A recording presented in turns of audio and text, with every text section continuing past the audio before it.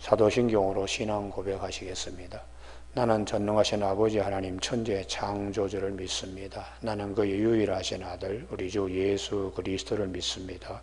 그는 성령으로 잉태되어 동정녀 마리아에게서 나시고 본디오 빌라도에게 고난을 받아 십자가에 못 박혀 죽으시고 장사된 지 사흘 만에 죽은 자 가운데 다시 살아나셨으며 하늘에 오르시어 전능하신 아버지 하나님 우편에 앉아 계시다가 거기로부터 살아있는 자와 죽은 자를 심판하러 오십니다.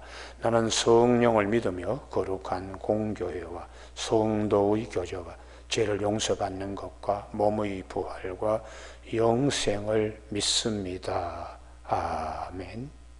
오늘 아침에 하나님께서 우리 모두에게 주시는 말씀은 시편 102편의 말씀입니다. 12절에서 17절까지 교독하시겠습니다. 여호와여 주는 영원히 계시고 주에 대한 기억은 대대에 이르리이다.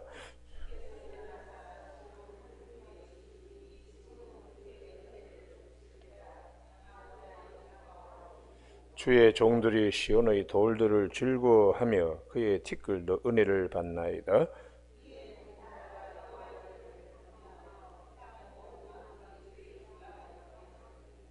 여호와께서 시온을 건설하시고 그의 영광 중에 나타나셨음이라. 여호와께서 빈궁한 자의 기도를 돌아보시며 그들의 기도를 멸시하지 아니하셨도다. 아멘. 13절에 주께서 일어나사 시온을 긍휼히 여기시리니 지금은 그에게 은혜를 베푸실 때라. 정한 기한이 다가오미니이다 하는 말씀으로 하나님의 은혜, 긍휼과 자비라는 제목으로 말씀을 나누겠습니다. 사도 요한은 요한일서 4장 8절에서 하나님은 사랑이시라 그렇게 우리에게 일러주고 있습니다.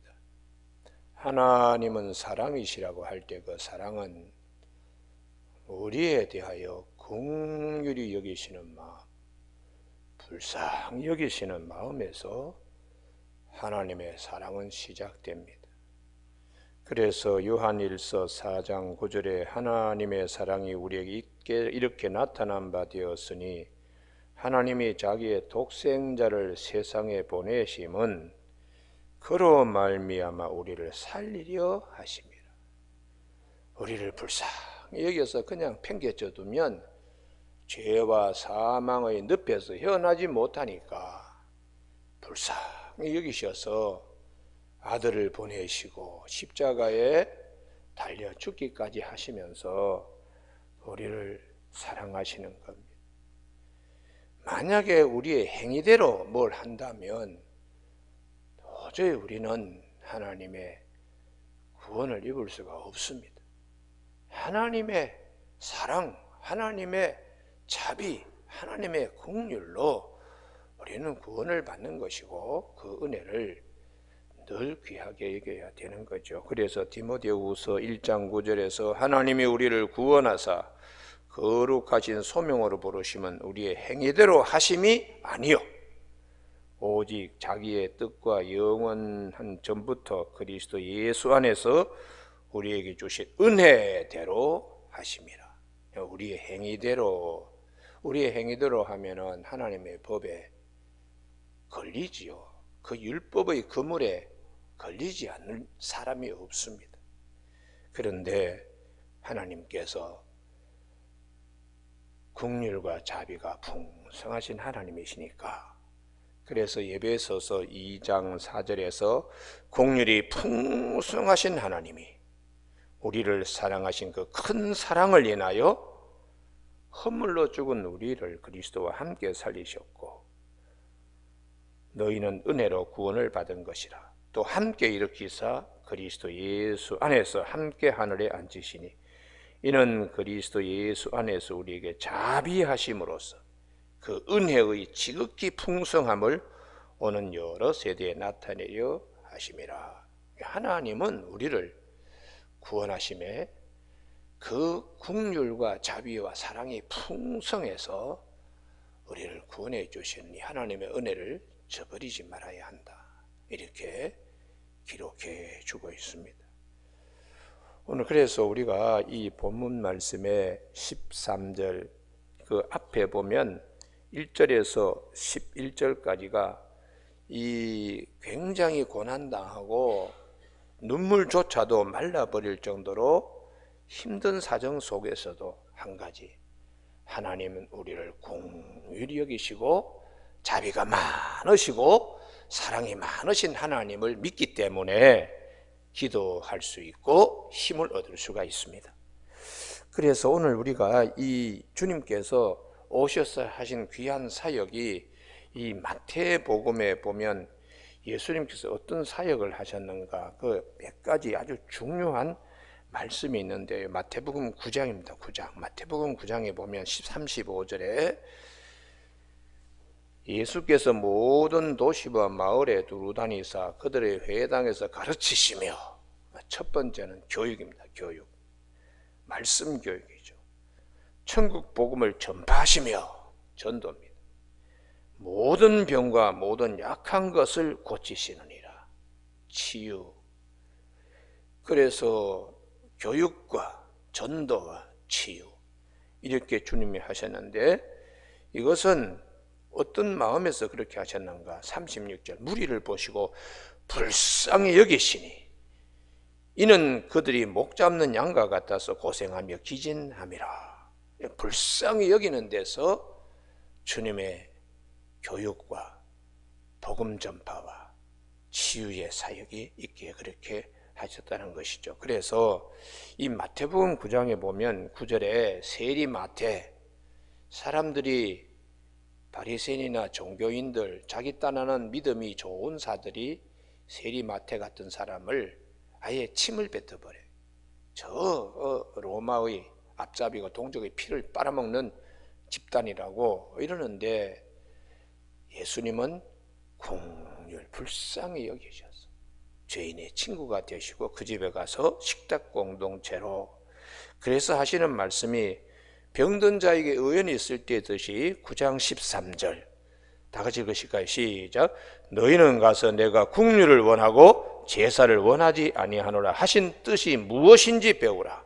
나는 의인을 부르러 온 것이 아니요 죄인을 부르러 왔노라 하시니라. 우리를 불쌍히 여기시는 하나님의 이 긍휼, 하나님의 이 자비, 이게 얼마나 귀한 것인가를 말씀하고 있습니다.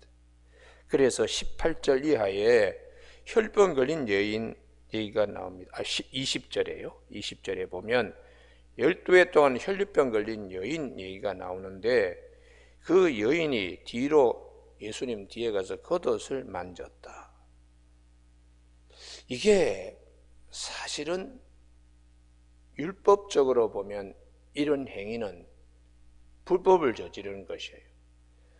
우리가 이 구약 성경의 레위기서 15장이 집중적으로 유출병에 대한, 혈류병에 대한 말씀을 레위기 15장에서 하는데, 이 레위기 15장에 혈류병 걸린 년, 아니 13장 같은 경우에 자식을 낳을 경우에도 여인의 산혈이 깨끗하지 못하면은 이건 가까이 올 수가 없고 부정하다고 여기는 판인데, 15장 레위기 15장에 몸에 유출병이 있으면은 그 유출병에 있는 자가 앉았던 침상, 또 말을 탔던 안장, 또 그가 만졌던 물건들 다 부정한 것.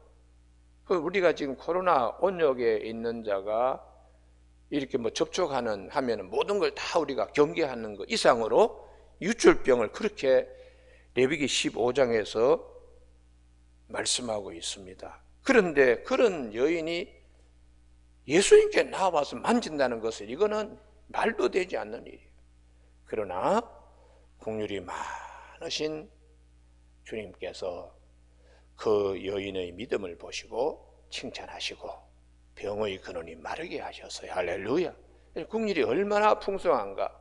하나님께서는 우리에게 긍휼이 무엇인가를 알게 하시고 제사가 무엇인가를 알게 하시는 하나님이시고, 예수님께서 왜 오셨는가를 말씀하고 있어요. 그래서 오늘 아침 우리가 기도할 때에 국률이 풍성하신 하나님 앞에 기도한다고 꼭 생각을 하시고, 자기 아들을 아끼지 아니하시고 우리 모든 사람에게 내어줬으니까 어찌 그 아들과 함께 우리에게 모든 것을 주시지 않겠는가? 국률을 바탕으로 하고 있기 때문입니다. 하나님이 우리를 불쌍히 여기시고 하나님은 우리를 사랑하시고 사랑이 많으신 자비로우신 하나님이십니다. 그래서 구약 성경에서 이 율법은 죽은 자의 시체도 만지지 말게 이렇게 하고 있어요. 죽은 자의 시체를 만지면 부정하다고 이렇게 하는데, 주님은 야이로의 딸이나 나인성 과부의 아들이나, 나인성 과부의 아들은 관에다가 손을 대어, 이거는 율법적으로 보면 부정타는 일입니다.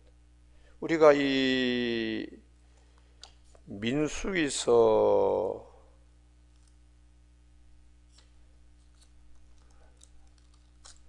9장을 한번 보시면 9장 6절을 한번 보시기 바랍니다. 누가복음 10장 선한 사마리아인 말씀과 나인성 과부 말씀을 볼 때 민수기 9장 6절을 한번 보시면, 유월절을 지키는 일에 있어서 그때에 9장 6절, 사람의 시체로 말미암아 부정하게 되어서 유월절을 지킬 수 없는 사람들이 있었는데, 시체를 만진다는데 시체를 가까이 하면 유월절을 지키실 수 없게 이렇게 되어 있는, 그래서 모세가 한번 기다려봐라, 하나님의 뜻이 무엇인지 하고 8절에서 모세가 그들에게 이르되 기다리라, 여호와께서 너희에게 대하여 어떻게 명령하신 내가 들으리라. 하나님께서 국률과 자비가 풍성하신 하나님이 민수기 9장 10절에서 이스라엘 자손에게 말하여 이르라, 너희나 너희 후손 중에 시체로 말미암아 부정하게 되든지 먼 여행 중에 있다 할지라도 다 여호와 앞에 마땅히 유월절을 지키되. 왜 어린 양 피로 구원받은 유월절을 지키게 하나님 허용하셨는가? 국률이 많으신 하나님이십니다. 할렐루야. 예.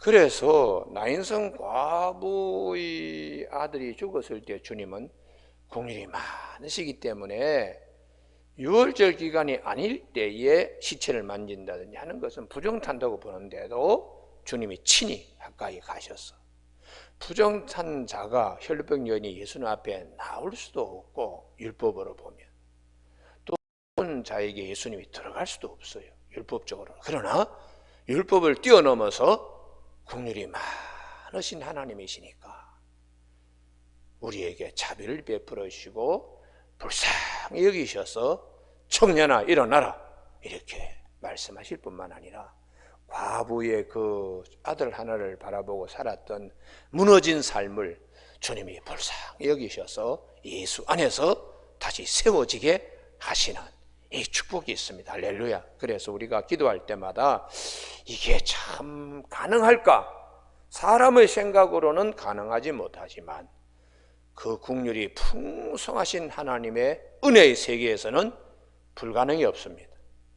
예수 그리스도를 통하여 우리에게 주시는 은혜의 세계, 풍성하신 사랑이죠. 그래서 주님이 누가복음 7장에서 나인성 과부의 그 청년의 관에 대한 말씀을 하실 뿐만 아니라 누가복음 10장에 여리고성으로 내려가다가 강도를 만나 그 죽게 된 자에 대한 말씀을 하세요. 그때에 제사장과 레위인이 왜 피해갔을까?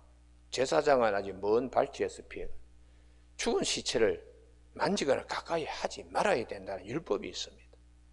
레위인은 그래도 제사장보다 조금 더 숨쉬는 소리가 있고 사람이 죽기 직전이니까 가까이 갔지만 도울 수가 없는 것은 시체로 바뀌면 부정탄다고 생각하기 때문에, 이게 참 사람의 도리가 이게 율법의 법에 의해서 딱 경계 지경이 딱 결정되었는데, 선한 사마리아인은 국률과 자비가 풍성한 것이죠. 그래서 자기의 옷을 찢어가지고 붕대로 감싸주고, 그리고 포도주와 기름으로 피 흐르는 곳을 다 닦아서 알코올처럼 그렇게 하고는 나귀에다가 앉혀서 그리고 자기가 마부처럼 그 나귀를 이끌고는 비탈진 길을 내려오다 그 사관의 여인숙에 들러서 밤새 끙끙거리는 자의 친구가 되어서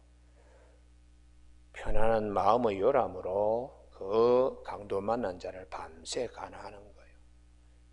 그리고는 아침에 길이 바빠서 길을 떠날 때에 그 여인숙 주인에게 2달 머물 수 있는 그 숙박비를 지불하고 만약에 내가 돌아와서 비용이 더 들면 내가 다 책임질 것이라고 내일에 대한 것도 걱정하지 않도록 푸근하게 이렇게 해주는 이 선한 사마리아인, 누구가 진짜 친구냐?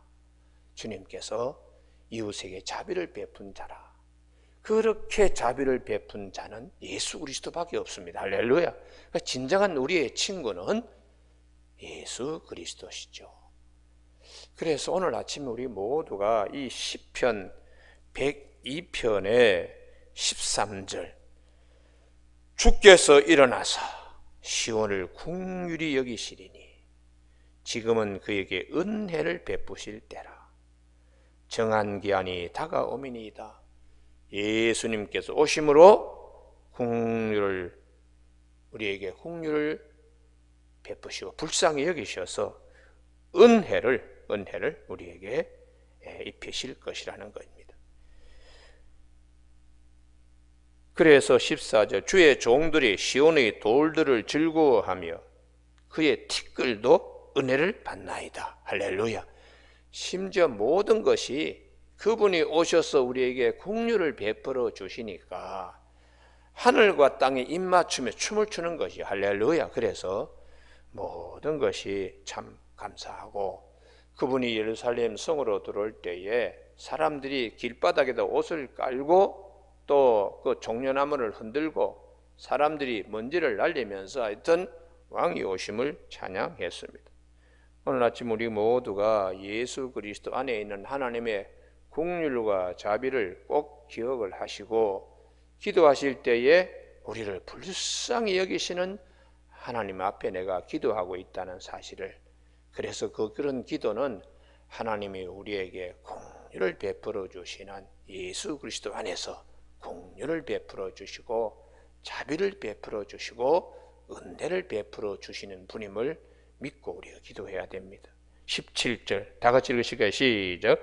여호와께서 빈궁한 자의 기도를 돌아보시며 그들의 기도를 멸시하지 아니하셨도다. 아멘. 긍휼이 풍성하시니까, 사랑이 풍성하시니까요. 오늘 아침 우리 찬송 부른 304장처럼 하나님의 사랑은 하늘을 두루마리 삼고 바다를 먹물 삼아도 다 우리가 기록할 수가 없다. 참 그 크신 하나님의 사랑, 그 긍휼, 그 자비. 그래서 긍휼과 자비는 우리에게 큰 하나님의 은혜임을 기억하는 아침 되기를 바랍니다. 그래서 모든 세대들에게 이 일이 장래 세대를 위하여 기록되리니 창조함을 받을 백성의 여호와를 찬양하리로다. 아멘. 이 시편의 말씀대로 오늘 아침에 우리도 이 반열에 서 있습니다. 장래 세대를 위하여 기록되리니, 시편 102편을 기록할 때에 그 저자의 마음이 오늘 아침 우리 시간과 공간을 초월하여 우리들의 마음에 이르기까지 긍휼과 자비가 우리에게 하나님의 큰 을 깨닫게 해주시는, 어제나 오늘이나 영원토록 변함없으신 우리 하나님의 이 은혜가 성령으로 우리에게 깨닫게 해주시고 하나님의 긍휼과 자비 안에 들어갈 수 있도록 인도하신 하나님께 감사하는 아침 되기를 주님의 이름으로 축복합니다. 기도하시겠습니다. 하나님 아버지, 늘 한결같은 마음으로 우리를 불쌍히 여기시고 자비를 베풀어 주시며 긍휼이 풍성하신 우리 하나님께서 그 은혜로 우리를 죄와 허물로 죽었던 우리를 예수 그리스도 안에서 살리시고 또 예수 그리스도 안에서 하늘에 이룰 수 있도록 인도하시고 약속하신 하나님 앞에 기도할 수 있는, 아버지라고 부르며 기도할 수 있는 예수님 때문에 누리는 이 큰 은혜를 아침에 깊이 생각하고 주의 말씀을 상고할 수 있는 아침 되게 하여 주셔서 빈궁한 자의 기도를 절대로 외면하지 아니하시는 하나님의 은혜의 문에 늘 우리가 서서 기도하고 간구하며 확신을 가질 수 있도록 축복하여 주시기를 원하오며 예수님의 이름으로 기도드립니다. 아멘.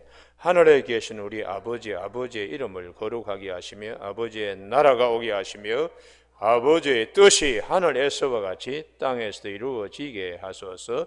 오늘 우리에게 이루어갈 양식을 주시고 우리가 우리에게 잘못한 사람을 용서하여 준 것 같이 우리 죄를 용서하여 주시고 우리를 시험에 빠지지 않게 하시고 악에서 구하소서. 나라와 권능과 영광이 영원히 아버지의 것입니다.